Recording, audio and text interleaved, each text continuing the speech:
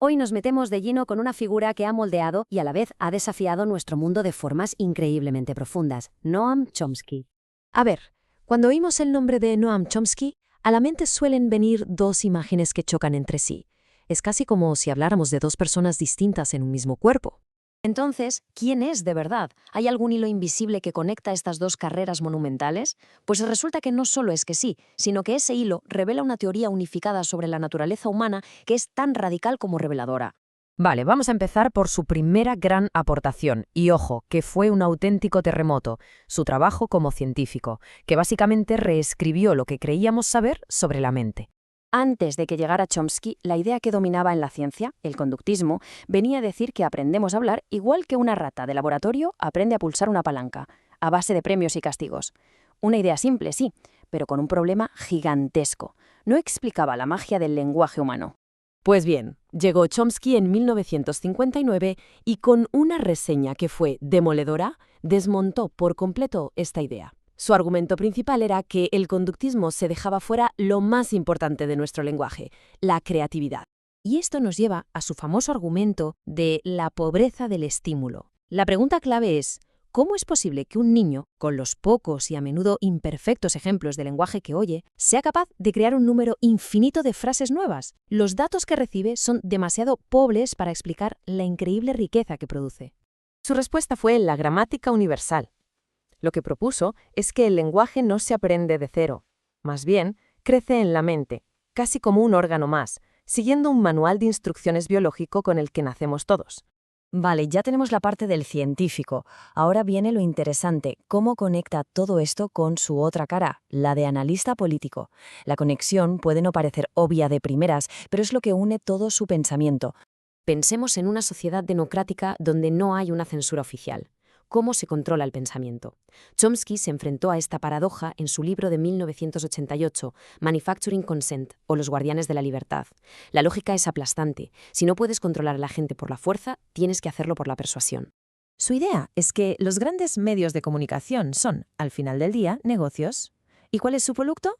Nosotros, la audiencia, que venden a otros negocios, los anunciantes. El modelo propone que las noticias pasan por 5 filtros institucionales, desde quién es el dueño del medio hasta qué anunciantes hay que contentar. Estos filtros van limpiando las opiniones que se salen de la norma antes de que lleguen a nosotros.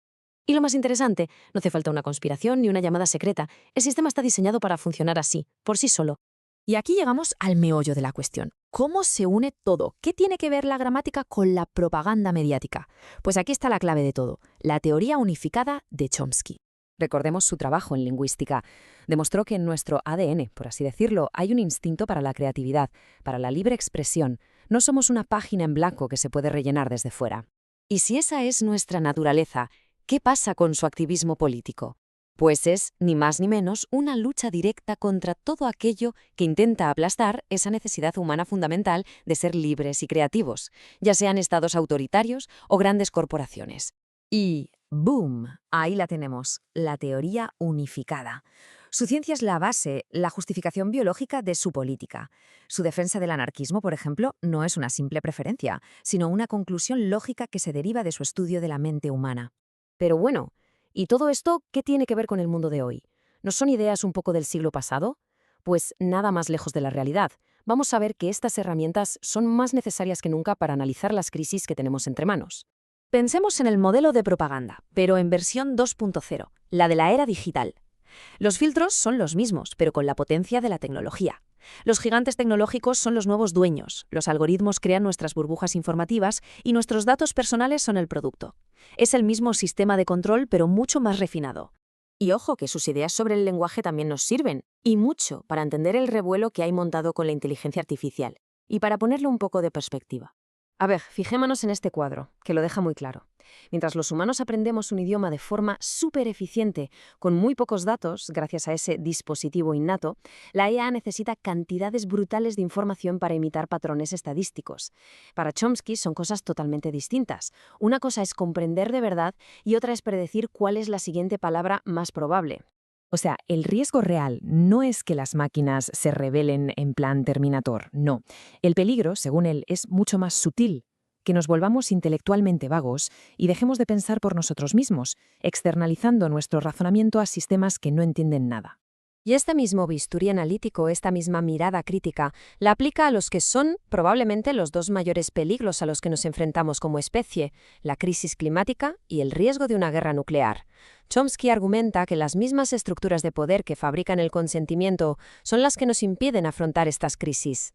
Y entonces, ¿cuál es el antídoto contra todo esto? Contra la manipulación y el riesgo existencial. Pues según Chomsky, la respuesta no es un nuevo líder ni una nueva tecnología, sino algo que depende de cada uno. Cultivar la autodefensa intelectual. Todo el trabajo de Chomsky es una llamada a la acción. Es una invitación a que cultivemos activamente el pensamiento crítico para ver más allá de la propaganda y para reclamar esa capacidad innata que tenemos para la libertad y la creatividad. Al final, la pregunta que su obra pone sobre la mesa no es tanto si es posible hacerlo, sino si existe la voluntad de asumir ese desafío.